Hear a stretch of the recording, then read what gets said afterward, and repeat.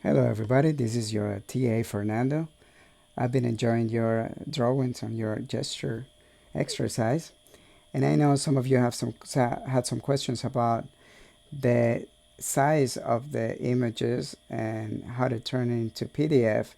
So I wanted to share with you the way I do it and the way I did in most of my online graduate assignments. So I'm going to close this window. And I normally use Photoshop for my images, and I wanted to show you that if you don't have it in your scat page, in your resources tab, you got all kind of resources to help you succeed in your assignments, and some of them have to do with downloaded the softwares that you need. You can download the entire Microsoft Office, and you also have a link to Adobe website where you can open an account with them with your student email and use some of their services. So take advantage of these resources. Now, if you do have Photoshop in your computer, I'm going to show you what I do to resize the images. Sometimes if you take an image from a digital camera or a tablet or some cell phones, it's gonna come really. So I'm gonna bring out an image of an old sketch I did, and if you go to the image tab, image size, you can see all the specifications of that image. Still has the resolution that we want, but the pixel dimension is really high. If you try to put these images into an email or post them on your Blackboard, it's going to be too big and it might cause some problems. Photoshop has this feature, say for web and devices, that it helps you turn the pictures into an easy way to put them in emails and other devices. But as you can see, if the image is so big, it's going to cause problems. So we're going to change the size in pixels of this image by going back to image size, and make sure you have your constraint proportions box checked, because that's what's going to keep the proportions of the picture the same while you change the size. To change the size, I usually go to the height. As you can see, it's 3300. It's pretty big. I like a size around 600. I think it's very comfortable for putting sizes into a file and put them in online. So my image got reduced, even though it looks pretty tiny here. Once you go back to your Save for Web and Devices, you're going to see that it's actually a pretty comfortable size, and this is the size that most likely is gonna be in your website or wherever you post it. Even when you have it here, if you don't have to go back, you can change the size here if you still want it. Let's say I want it a little bit bigger, so let's give it 800 pixel, and you hit apply and it's a little bit bigger already. So I'm going to save it. Still a JPG image, and I'm going to save it. Change the name, you put it in the same folder, and I'm going to keep this one the same, so I'm not going to save it for now. It's always good to have an image in 300 definition and all the time, because those are good for printing if you need to make prints. So now that I have my image in my folder, so this is the one that we changed with the size we want. I go to Word. That's actually the program I use the most to submit all these assignments that have images in it. And I already put a header on it.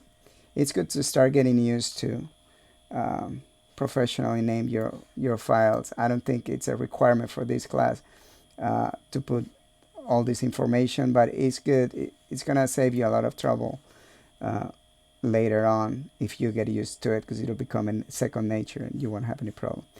So now that I have my file that I'm going to convert into PDFs, starting with the Word document, I'm going to start adding the pictures that I need. So I can either use the icon and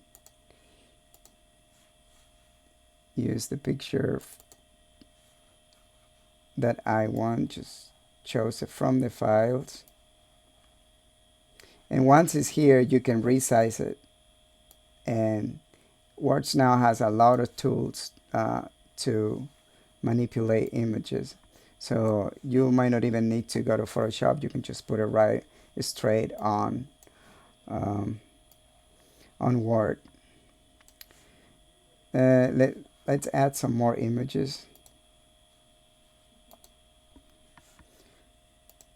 Another easy way to add images is just dragging them and put them in there. I'm going to put some more images of some more gesture drawings that I've done too, just to complete the sample file.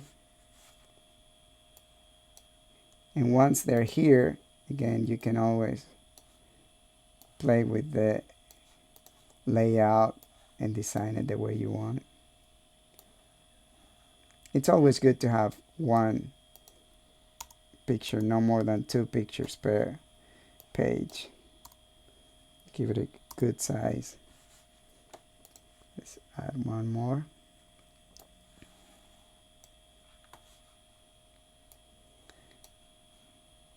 All right, once you have all the pictures you want for your file, you just go to File, Save As, and you choose PDF. And once you're here, you can name the file with the naming that the class requires, which in my case would be class name and initial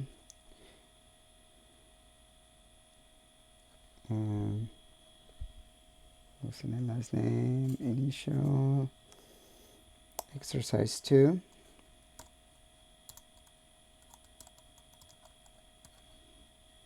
Gesture. And you already have your file ready for submission, or to put it in a Blackboard. You can put it as an attachment.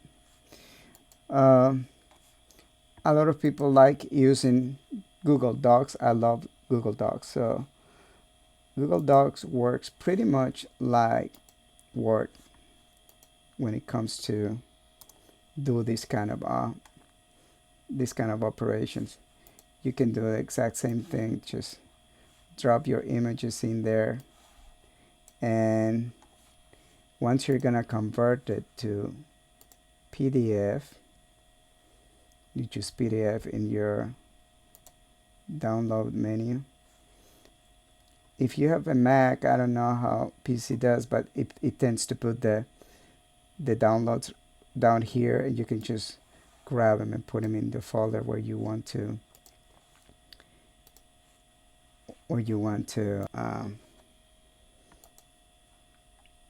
turn the files in. So it kept the PDF, and it got rid of it kept the Google, it got rid of Word because it had the same name. But I still have my Word document here. So I'm going to save it as a Word document. And that's as a PDF document. And that's pretty much it. So you can just submit it. So I hope this helped. Let me know, and let us know if you have any more questions. And hope to see you soon. Thank you.